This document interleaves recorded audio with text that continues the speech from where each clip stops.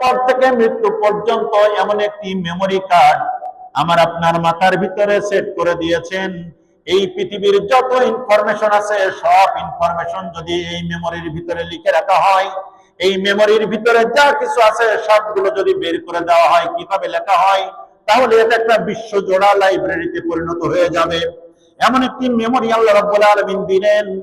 ওই মেমোরি, ওই ছোটবেলায় যা শুনেছিলাম, একটু বয়স হলে যা শুনেছিলাম, এখন যা শুনছি, বৃদ্ধ অবস্থায় যা শুনবো, প্রথম কিছু যা ডাউনলোড হয়েছে দ্বিতীয়বার ওখানে ডাউনলোড করলে প্রথমবারের আল্লাহ রাব্বুল আলামিন মেমোরি থেকে মুছে দেন না।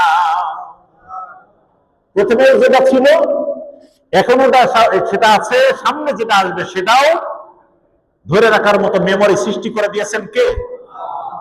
আল্লাহ সুবহানাহু ওয়া তাআলা। তাই বললেন, খুলিকা মিন মাইন দাফিক ইয়াখরুজু মিন বাইনিস সুলবি ওয়াত তারাইব।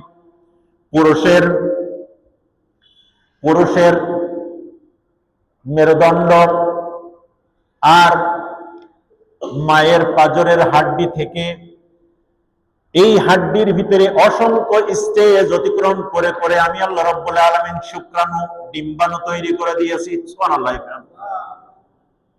সরাসরি এখান থেকে এসে পাইপের ভিতরে ঢুকে গেছে। বিষয়টি কেমন, কতটা স্টেজ অতিক্রম করে আল্লাহ রাব্বুল আলামিন এই জিনিস তৈরি করে দিয়েছেন, সে ব্যাপারে আমি আর বিস্তারিত আলোচনার দিকে না যাই, আমরা সামনের দিকে চলে যাওয়ার চেষ্টা করি। আল্লাহ সুবহানাহু ওয়া তাআলা বলেন, ইন্নাহু আলা রাজইহি লাকাদির।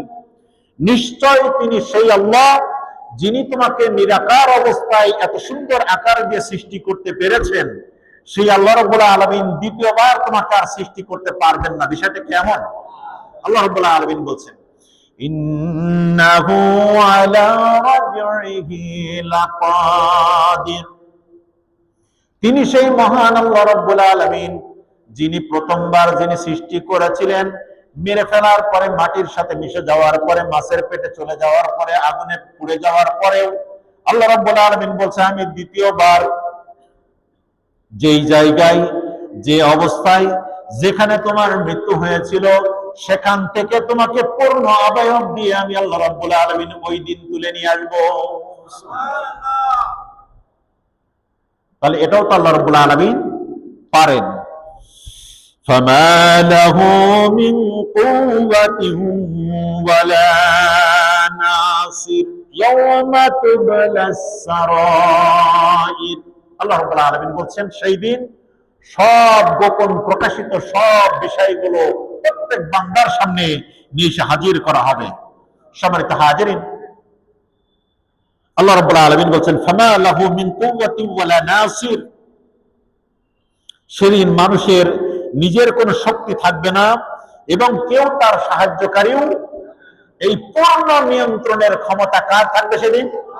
আল্লাহ সুবহানাহু ওয়া তাআলা। আমরা যেই কথাগুলো আজকে আলোচনার ভিতর দিয়ে শোনার চেষ্টা করছি, আমাদের এই সব কথাগুলোর মূল মেসেজ হলো, যিনি দিয়েছেন তিনি নিয়ে যাবেন, নাকি? যিনি দিয়েছেন তিনি নিয়ে যাবেন, কিন্তু একটি প্রশ্ন আল্লাহ রাব্বুল আলামিন রেখে দিয়েছেন,